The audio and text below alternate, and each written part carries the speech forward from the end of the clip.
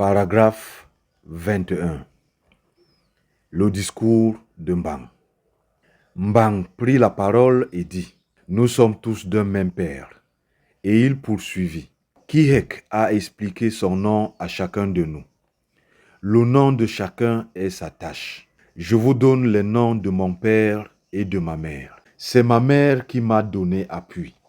Tout ce que vous avez entendu et tout ce que vous avez vu vient du Père. Il m'a protégé. C'est pourquoi vous voyez tout cela. Il leur dit encore: Vous avez mangé dans une même assiette en bois et vous avez bu dans une même calebasse. Mais je changerai les règles de travail.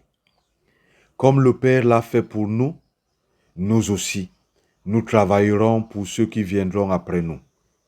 Il leur dit: Tout homme qui n'acceptera pas la tâche que je lui donnerai en partage sera puni. J'ai une grande case, une grande maison que je n'aurais jamais rêvé d'habiter, mais c'est mon Père qui a fait ce travail pour moi. Je tremble de peur pour la foule des humains qui viendront ici sans pouvoir avoir de logement ni de nourriture. Paragraphe 22.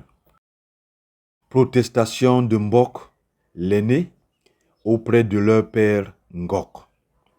Lorsqu'il eut dit cela, les Bakouri se mirent en marche, en pleine saison sèche, pour rentrer chez eux.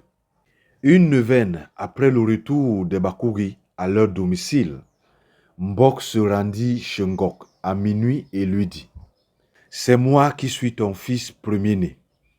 Mais tu sais que le discours que Mbang a prononcé m'a assez touché. Ngok lui dit: Tout ce que tu veux, demande-le à Mbang, tu l'auras. Et il ajouta: J'avais seulement une seule gerbe, mais Mbang en a 3. La porte par laquelle je prenais la nourriture et l'eau était unique. Je n'avais point la promesse de guerre. La seule chose que j'ai rapportée est la bénédiction. Mbang, au contraire, a ouvert les 3 portes et, si je le provoque en guerre, il l'emportera sur moi. Si je me rends chez lui de nuit, il me dominera. De jour, il me bénira, ce qu'il apprécie beaucoup. Ngok conclut en ces termes s'adressant à Mbok: Tu es dans la compagnie de Mbang. Il marche devant toi. Tu viens derrière lui. Tout ce que tu lui demanderas, tu l'auras. Moi, je n'ai rien. Paragraphe 23. Mbok et Njel se séparent de Mbang.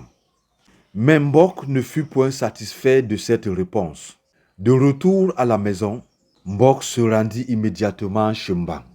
Là, il se tint devant la porte et dit: Frère, le discours que tu as prononcé voici 9 jours, je le désapprouve. Je veux que tu me donnes ce que je désire. Je ne sais pas travailler, mon frère Njel non plus. Ces paroles remplirent Mbang de joie et il souriait de bonheur. L'homme qui aime ce que tu aimes, toi-même et tes enfants, vous ne parlerez plus aux liards. Vous vous installerez sur de grandes montagnes. À l'avenir, vous ne serez plus aperçus aux liards pour l'éternité. Tu as choisi Njel, mais tu te sépareras de lui avant le temps.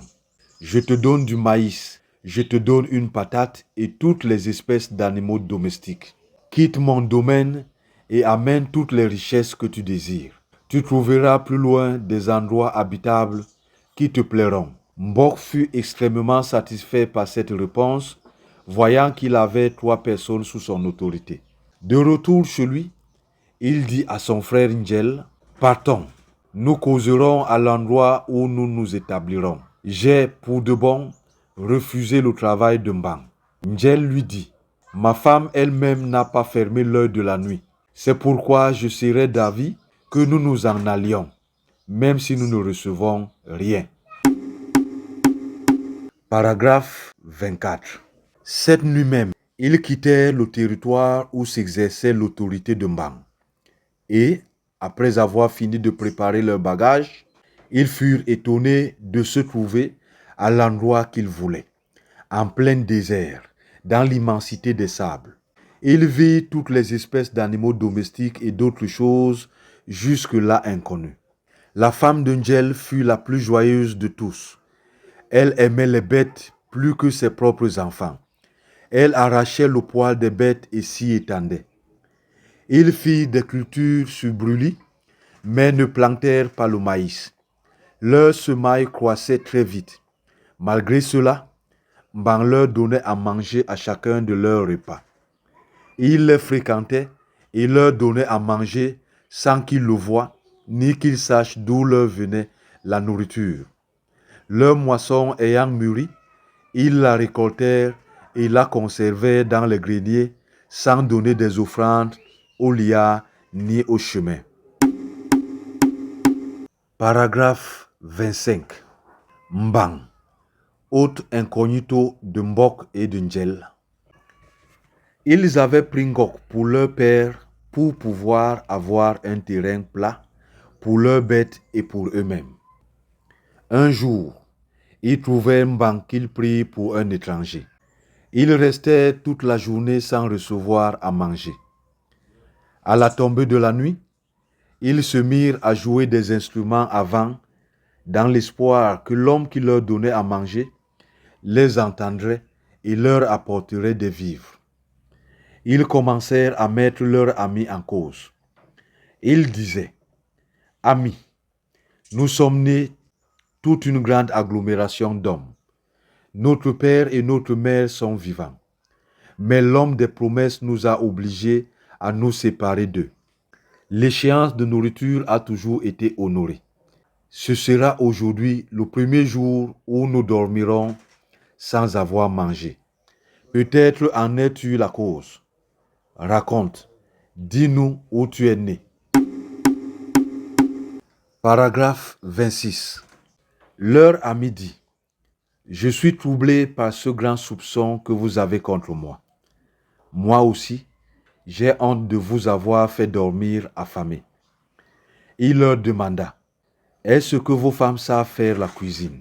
Ils lui répondirent, « Hélas, non, car notre mère faisait la cuisine à notre insu.